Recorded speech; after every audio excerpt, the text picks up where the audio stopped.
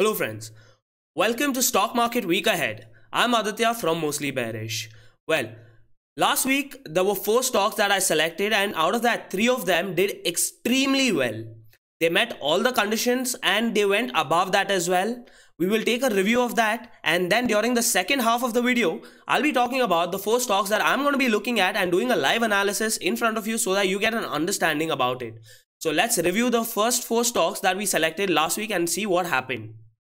First stock was Adani Enterprises, right? Adani Enterprises, my expectation was that if the higher levels are broken, where you can see the higher level were broken, that I expected that 470 to 480 is possible. But during an intraday move itself, if you can see, this was a fake breakout where the prices went up, but then the closing was within the range.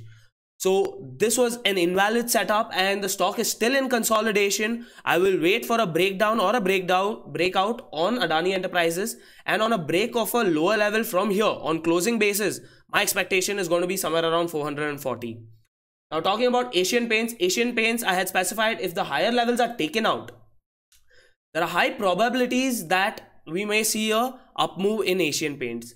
And Asian Paints on a break itself gave almost 3.5 to 4% in a week itself, which is pretty big, right? Now the third stock is Bajaj Finance. Bajaj Finance I've been following for quite some time. So people who have been watching my stock market week ahead videos, you know it's been almost 3 to 4 weeks that I've been following Bajaj Finance.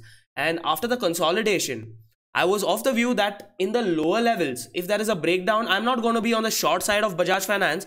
But if there is a breakout from the triangular pattern, I'm expecting a big move, and that is what happened, where within a single day on 15th, we got almost 4.57%, and on 17th, there was another 2.72%.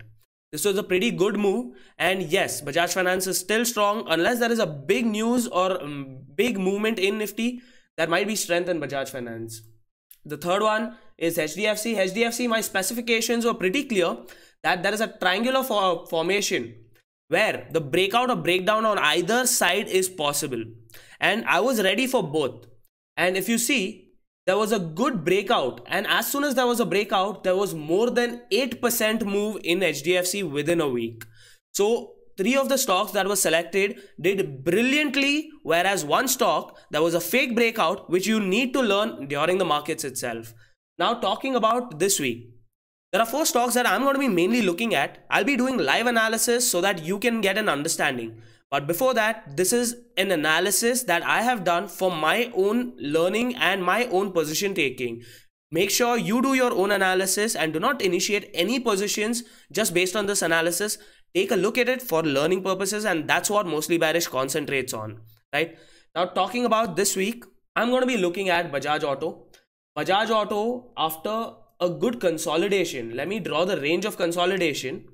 After a good consolidation, there are chances that there might be a up move or a down move. Let's take a look at what are the possibilities in Bajaj Auto.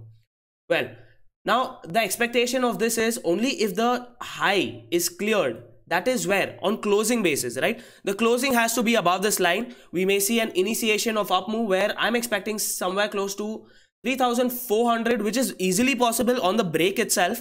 But above that, if the strength does continue, there is an expectation that 3,450 is also possible. Now this is only for weekly analysis, and I'm not going to be taking position in this for a very long time. So it's just for weekly analysis, and probably if the breakout does happen, it's a great stock to look at for intraday basis as well. The next stock is DLF. DLF is pretty strong, right? We saw almost 9%, over 9% move on 16th of December. Now my expectation is if there is a retracement which is happening, right? From here, the prices do come down. There is a possibility at 225, if I see there is a green candle formation, I'm going to be looking at the internals. What I mean by internals is I'm going to be breaking down, instead of daily chart, I'll be looking at half an hour, where if there is a possibility of a big move like this, is it possible or not? What we saw, almost 9%, is it possible? If not 9% in a single day, I'm expecting at least 4 to 5% if that happens, where the prices try to test to these levels. And if the move is pretty fast, and if it happens by Wednesday, we may see a breakout on DLF as well, right? And above this 245 is possible, but the closing also should be above that. On the lower level, I'm going to be cautious if the prices break 225, and I will not initiate any shorts in DLF, mainly because it's pretty strong, right? Now, on a after a retracement, if there is a proper consolidation and then there is a break, I'm expecting a move within 1 or 2 days, where the other days can be consolidation itself. So let's take a look at DLF next week, what actually happens. I've given my analysis out. Now, talking about Hindustan Unilever. Hindustan Unilever is quite the same. I can draw a trend line. On a break, the expectation is, the first expectation from here, if there is a break, the price is moving upwards. Make sure the prices are closing above and look at the internals for this, where the position taking becomes comparatively easier. The first target that I'm going to be looking at is somewhere around these levels, that is 2370 to 75 levels. If the strength does continue over that and the upper levels are also taken out, there is going to be a bigger move in Hindustan Unilever. Now, on the lower side expectation, there are chances that we may see a consolidation here, but on a lower break, we may see a fall to the levels of these, that is 2275 to 80 is what I'm expecting. And these are stocks which I'm not going to be holding for the whole week. I'm going to be looking at it during the week if there is a possibility of a big move, which is possible. Like we saw last week, which I've already explained in the initiation of this video itself, there is a possibility, and if you get these kind of moves for intraday basis, it's a great risk to reward ratio that we are looking at. The final stock that I have is Bhartiya Infratel. Bhartiya Infratel, I am looking at it on a lower side, right? As long as the prices are within these ranges, that is 250 to 240 levels, right? It is going to be in a consolidation phase. On the top side, I am not going to be looking at Bhartiya Infratel for buy side at all. But on a break, which is possible on Monday itself, a gap down break where the possibility is we may see a fall. A fall which I'm expecting during the week to come somewhere close to 235, right? The movement on number wise might be small, but the percentage, I always look at the percentage move which is possible and which we can capture.